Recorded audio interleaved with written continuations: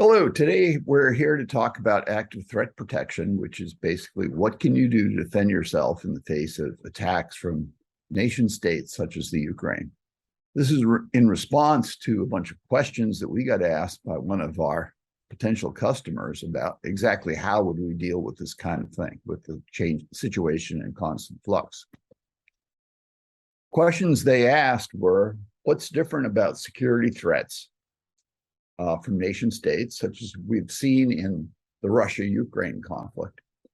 How does ThreatSTOP address these threats? What happened to the victims? What solutions would we deploy? And what's our long-term focus with regard to this kind of threat?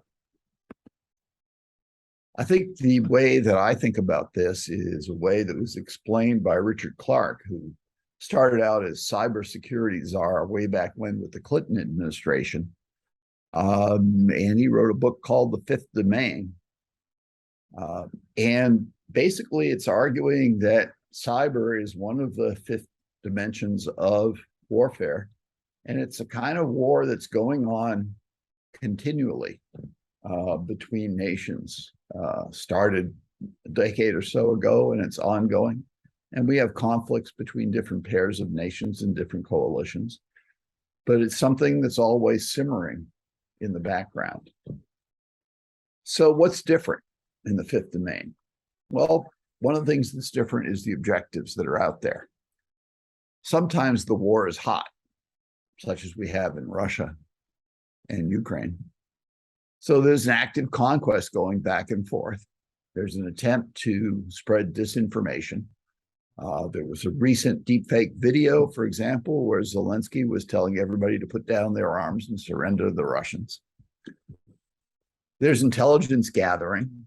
The Ukrainians in particular are trying to tap into the Russian cell phone traffic.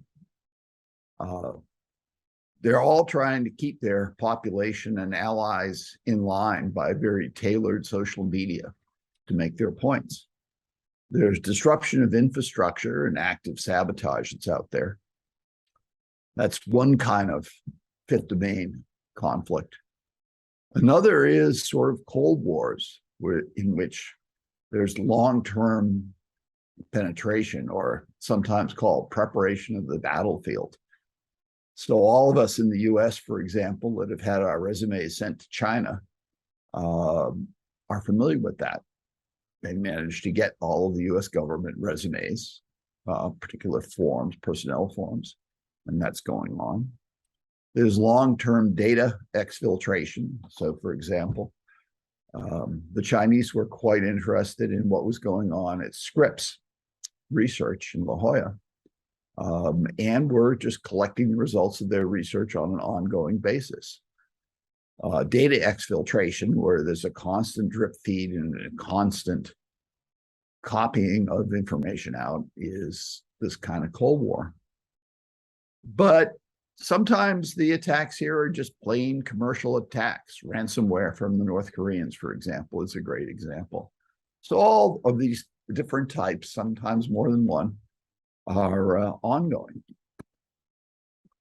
If we take a look at the New York Times map for Kherson, starting in late May and into June, what happened was that as the Russian forces advanced, they took over the ISPs one by one in the occupied parts of the Ukraine and rerouted the traffic through the Soviet Union, through Moscow. In fact, what they did is they started re-engineering the whole set of networks that were in the Ukraine to give better and better paths back through Russia, occasionally turning this feature on and off to confuse the users in that part of the Ukraine, and basically allowing themselves to do a bunch of man-in-the-middle attacks, which we'll talk about.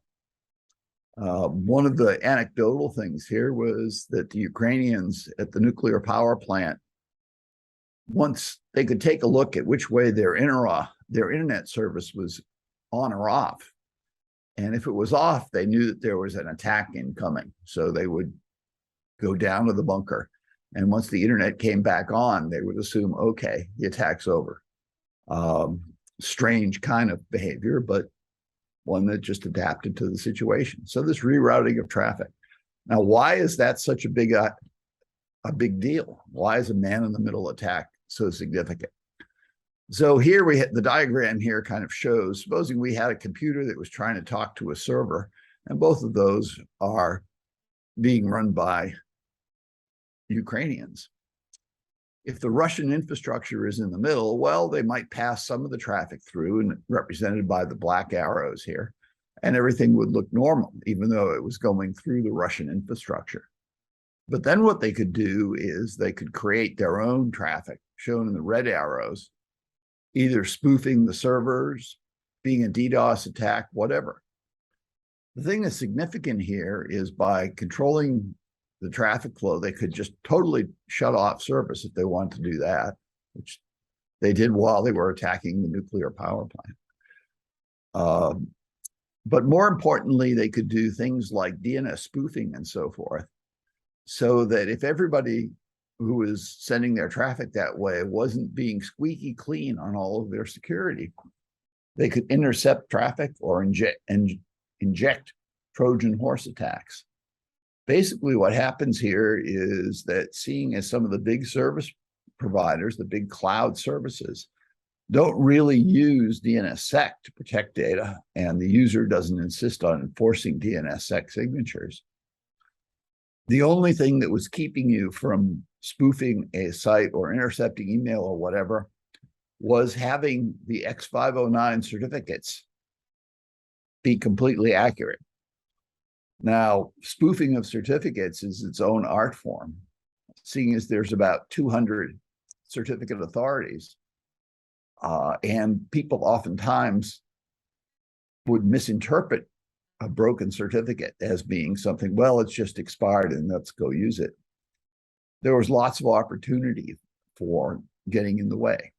So that's why man-in-the-middle attacks are so significant. Other kinds of attacks on Ukraine, the satellite network, the telecommunications service providers. We talked about how they were taking over the ISP traffic. That was also done with the telephone infrastructure, mobile phones. There was phishing and impersonation attacks on government websites. They were even going after some of the charity websites out there to prevent the distribution of emergency food, medicine, etc. And they wiped the border control station data. So these are all examples of active things that are going on.